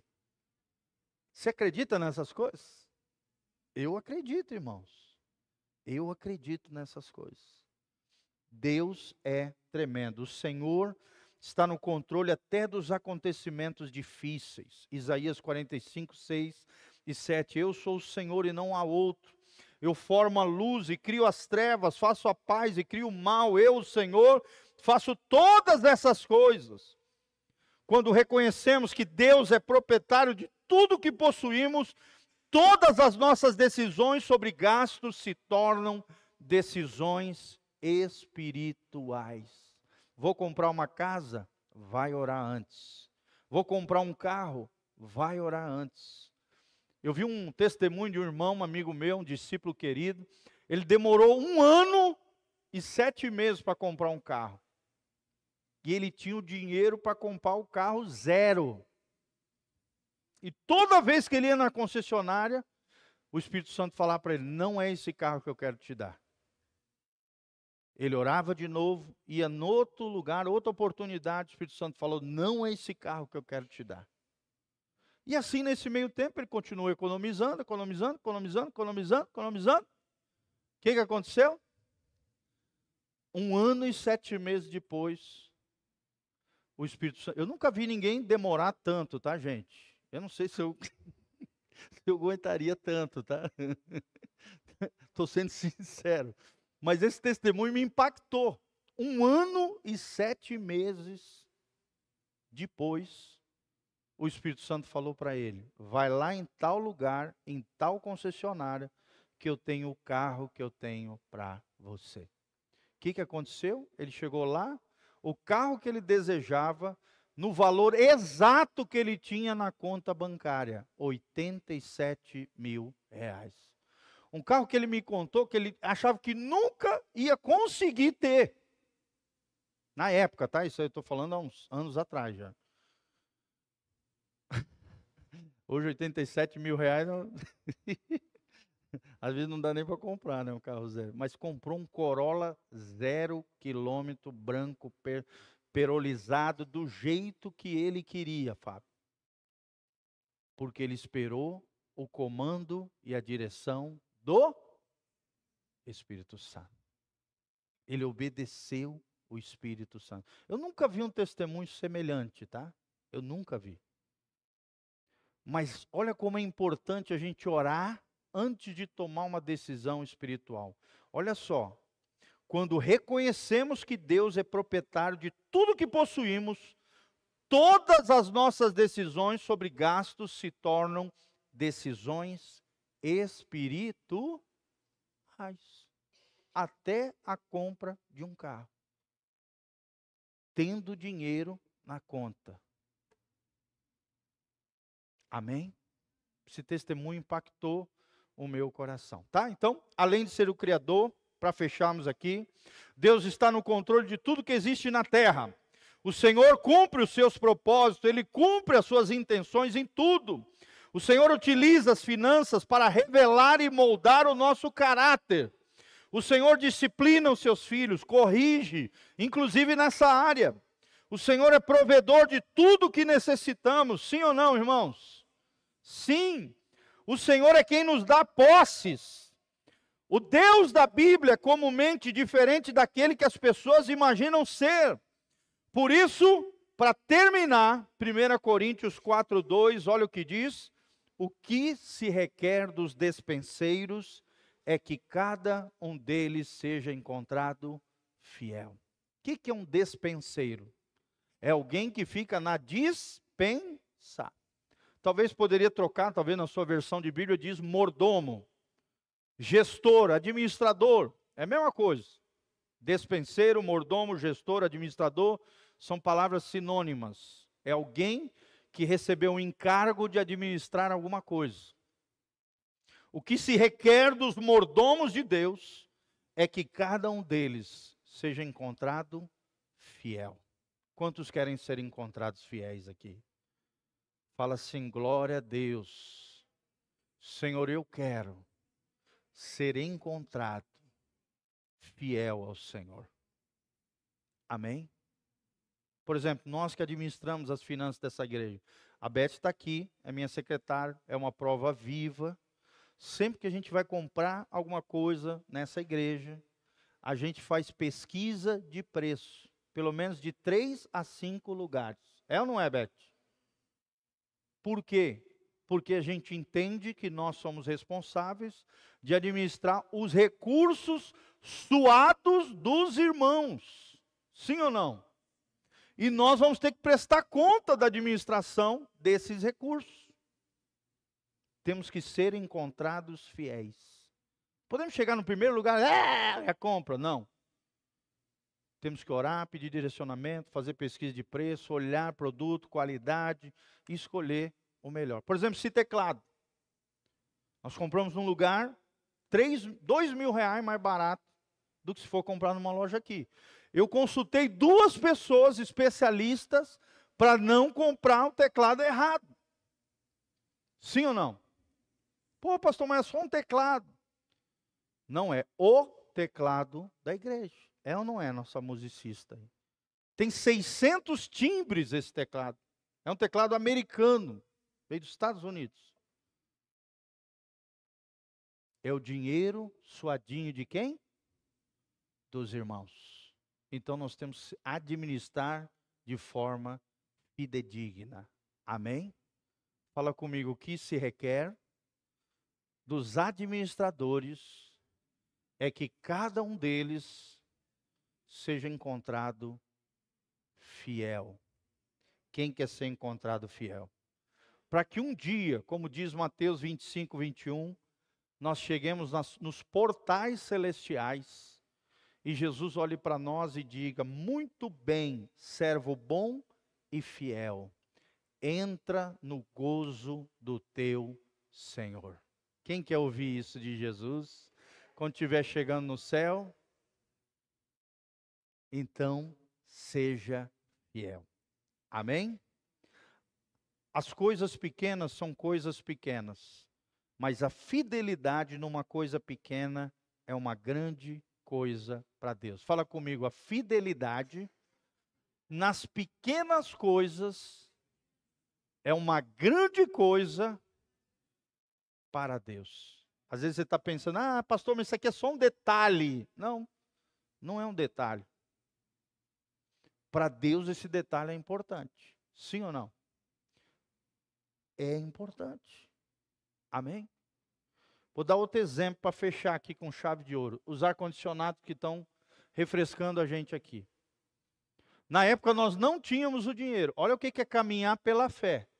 Estava navegando pela internet, de repente, promoção, ar-condicionado, 60.000 BTU, de 7.990 por 5.400. Rapaz do céu. Eu olhei, nós aqui, nós estávamos no inverno, glória a Deus, mas chegando o verão e o Moarama é friozinho, gente? Calor desgramado, sim ou não? E eu já prevendo o calorão que nós íamos passar aqui dentro. Aí o Espírito Santo falou bem assim para mim, olha a importância de ouvir o Espírito Santo. Compre 2, eu já tinha feito um projeto, chamado um cara para olhar aqui, quanto que a gente ia gastar de ar-condicionado e tal.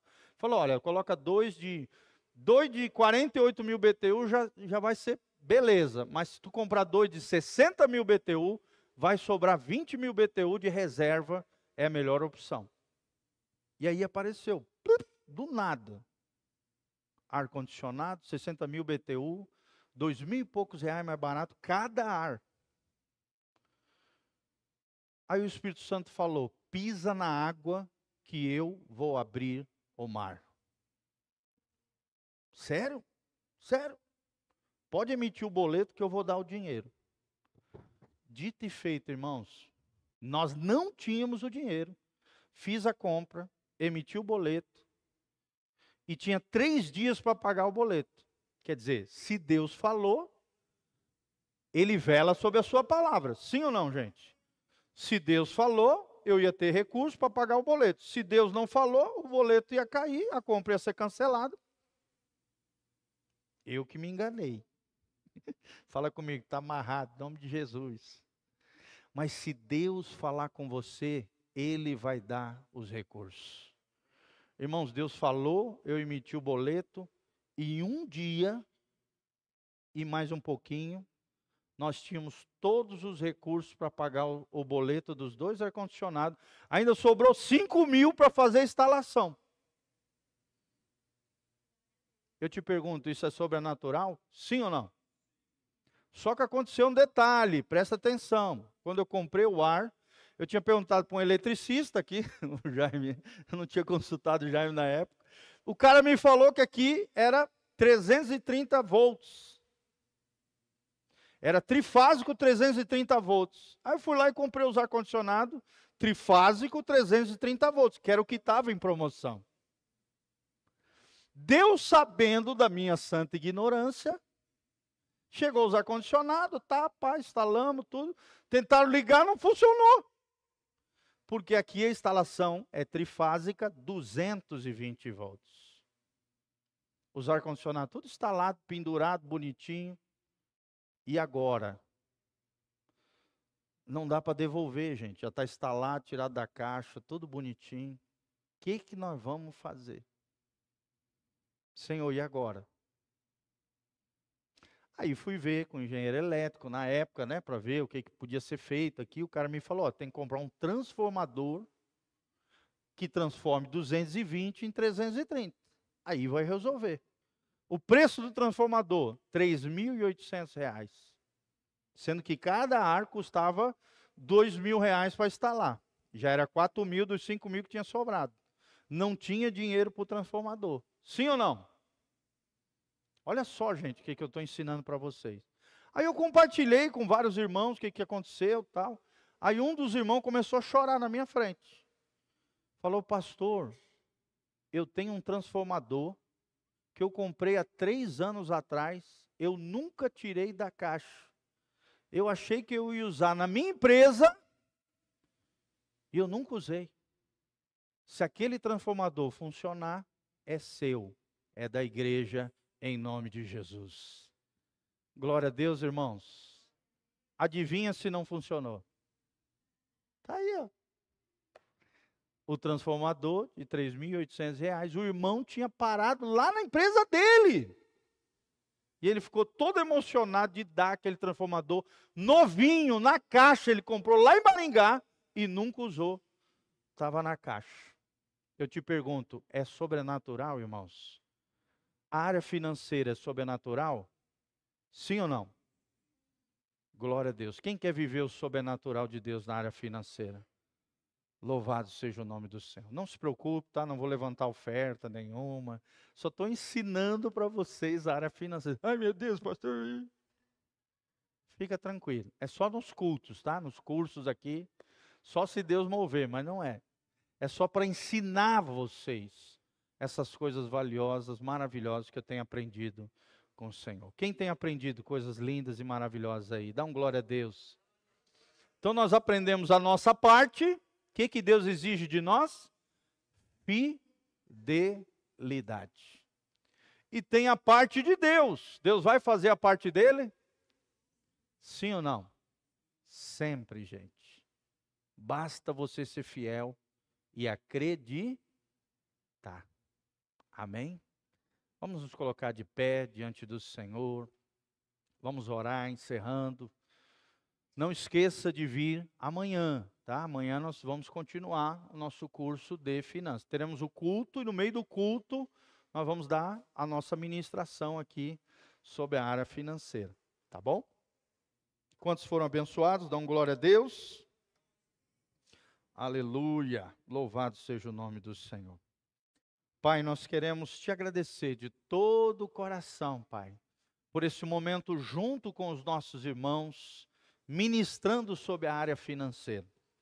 Nós aprendemos, ó Deus, que se formos fiéis nas coisas desse mundo ímpio, nas coisas materiais, nas coisas relacionadas a dinheiros, posses, riquezas, finanças, o Senhor há de nos dar ainda mais riquezas extraordinárias, riquezas celestiais, abençoadoras. Senhor, o Senhor é o Deus da prosperidade, a prosperidade bíblica, que é ter todas as nossas necessidades supridas pelo poder de Deus, para, ó Deus, efetivarmos a nossa missão nessa terra. Senhor, que possamos ser encontrados fiéis, mordomos fiéis, despenseiros fiéis, administradores fiéis, de tudo aquilo que o Senhor tem confiado nas nossas mãos. Obrigado porque o Senhor está levantando nesta obra, nesse lugar, nesta igreja, homens e mulheres fiéis, leais ao Senhor, homens e mulheres que têm um coração no reino de Deus, que se movem não por aquilo que vem, mas pela sua fé, por aquilo que creem no Senhor Deus Todo-Poderoso. Que possamos crescer num novo nível de bênção, de prosperidade, de fé, de milagres, de sobrenatural de Deus, assim como Abraão, Isaque e Jacó, José, Elias, Eliseu, tantos e tantos personagens da Bíblia, Moisés, Arão, todos esses grandes homens e mulheres de Deus prosperaram, ó Deus, tiveram todas as suas necessidades supridas. Que o Senhor venha nos abençoar. Que o Senhor venha nos dar sabedoria, graça, unção, sem medida. Pai, que o Senhor levante nesse lugar homens e mulheres, ó Deus, prósperos, abençoados, em todas as áreas da sua vida, Pai. É o que eu te peço de todo o coração, para o louvor e glória do teu nome, em o nome de Jesus. Amém.